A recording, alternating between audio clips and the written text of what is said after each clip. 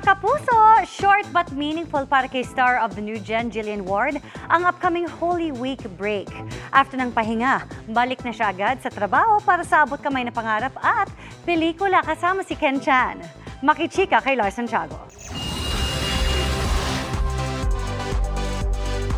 Simula pa nitong Lunes Santo hanggang sa Miyerkules Santo ay tuloy-tuloy ang taping ni Jillian Ward para sa abot kamay na pangarap.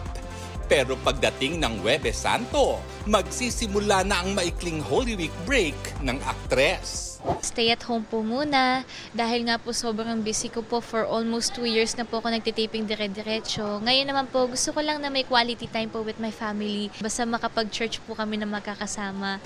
Kasabay ng bakasyon, gusto ring paglaanan ng oras ni Jillian ang mga bagay na espiritual.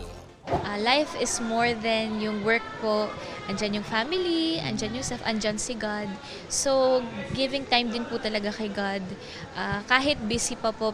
Pagkatapos naman ng Pasko ng Pagkabuhay, ay balik taping na agad sina Jill, lalo't tumitindi ang eksena ng kanilang serye. Maghihiganti pa po yung nanay ko para po kay Annalyn at para sa sarili niya. So ano pong gagawin ngayon ni Doc Carlos na nagtatago po siya? At ano din pong gagawin ni Harry na anak ni Doc Carlos? Ipagtatanggol niya po ba si Nanay Lynette at Annalyn or kakampihan niya yung tatay niya? Good news naman para sa mga fans nila ni Ken Chan. Sa buwan ng Mayo, lilipad na sila pa Taiwan para sa shooting ng kanilang pelikula. Sobrang na-excite na po ako. Hindi po siya yung usual na love story sa isang pelikula.